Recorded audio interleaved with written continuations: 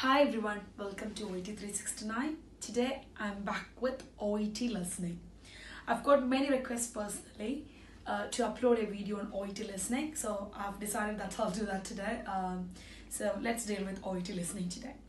So for those who are new to the OET listening, listening has three parts: part A, part B and part C. Okay, today we'll be dealing with part A and B of part OET listening, and I'll upload part C as a different session. Right, let's start. So when you actually start listening, you can hear different accents. You can hear Britain accent, you can hear probably an American accent or an Australian accent, a New Zealand accent, a Canadian accent. The reason why is all of these countries accept OET exam. But if you're familiar to any of these accents, you can naturally get orientated to the different accents.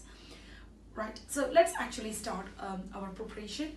So when you come to the part A of OET listening, you've got the important thing you have to do is the time management. So you've got 30 seconds to look at the questions before you actually start this test or before you actually start the conversation. So they'll tell you you've now 30 seconds to look at your questions. So when you hear that, what are you going to do? Obviously, you'll read the questions or you will read the conversation, but just not reading means that you are actually getting orientated to that particular conversation. So the first thing you can do is predict your answers. So try and predict your answers while you read that question. Let's deal with an example. Recent days I feel dash as a problem. This is what is written in your paper. Recent days I feel dash as a problem, and I have highlighted the word problem because this is your keyword. So if you know just this word, you can easily pick your answers while you listen to that conversation. You don't have to read all this again. Right, so give it a wild guess. So when you hear this is a problem and the problem is your keyword, you're not looking for a name of a drug, you're not looking for a number, but you may be looking for an issue, or you may be looking for probably a concern or a complaint or a disease condition of that patient. So something that is troubling that patient. So when it comes to that troubling part, give more focus, and I'm sure that you can pick up this problem from that conversation. Okay, so by predicting your answers, you're actually orientating yourself to that question. Fine. What is next? Look for the synonyms. What are synonyms? Synonyms are the words that has actual, same meaning. So it's not necessary that in the conversation you'll hear the same word as the one you see in the paper. So let's deal with another example again. I am quite upset about dash. This is what you see in your paper. I am quite upset about dash. Again, I've highlighted the word upset because this is your keyword. And the conversation you might probably hear is, I feel very tired. This is something makes me worried. So what will be your answer? Your answer will be, I am quite upset about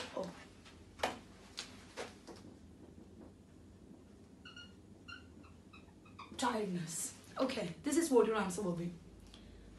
So, predict your answers, look for synonyms, and managing your time. This is really very important while you deal with part A of OET listening. Now, let's look at part B of OET listening. So, what do you actually hear in part B? So, you have 6 extracts. You hear 6 different extracts. Each extract will have a single question along with 3 answer options. So you have to pick the right option from these 3. So we are very lucky to be in part B. We have only 1 question per 1 extract. But this is a little bit more complicated than part A. Part A answers are pretty much straight, whereas in part B, they may confuse you a little bit. So how can you deal with this, deal with part B? This is what we are going to see. Right, so again, let's deal with the situation. So you're hearing a conversation between a neurologist and a patient's wife who is very anxious. Her name is Mrs. Y. So Mrs. Y is very anxious about her husband and she is talking to a neurologist. This is what you're going to hear in part B, for example. Right, and your question is, what is Mrs. Y's concern? Okay, what is Mrs. Y's concern? So you've got three answer options here: husband's condition, hospital, and the treatment plans. So out of these three, you have to pick the right answer. So your conversation may probably tell you all these three options. Okay, so it can address husband's condition, it can address hospital, it can address treatment plans. So what is that extreme worry? So probably they may say, Mrs. Y may say, I'm a little bit worried about the hospital. I am just worried about the treatment plan, but I am very worried about my husband's condition. So what is the answer? The answer is husband's condition. So always be careful to pick the right option. So whichever is the option that exactly matches to the question, that will be your answer. Again, sometimes you may hear only one option. She may just say about her husband's condition.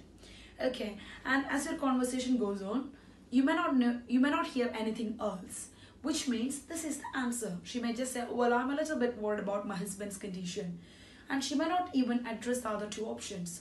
So that doesn't mean that this is that doesn't mean that they are the this is the right answer.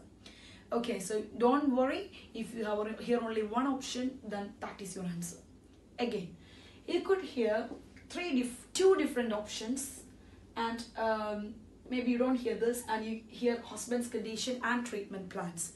So how are you going to hear that? So sometimes they may say, well, I'm not that worried about the treatment plans, but I'm just a little bit worried about my husband's condition. So again, she may not say this together. She may say initially about her husband's condition, which she is not worried about, but she's worried about the treatment plans. So when the actual conversation goes on, you may become confused. You don't know, you can't remember whether you heard husband's condition as the option or whether you heard treatment plans. So when you go through, you can actually put a question mark. So she said, husband's condition is something makes me worried. So put a question mark there, and you hear the conversation again.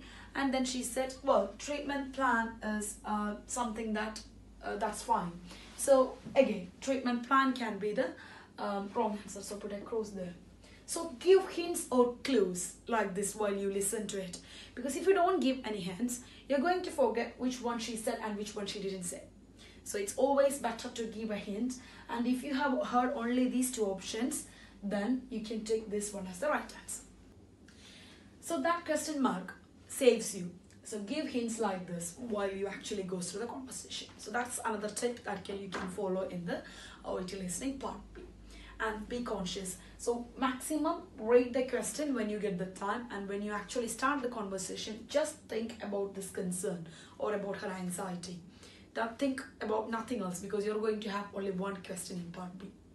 Right. So these are some things that you should just practice it and see the difference, and I'm sure that you can all see the difference with your OET listening parts. So these are some tips which could help you, I hope.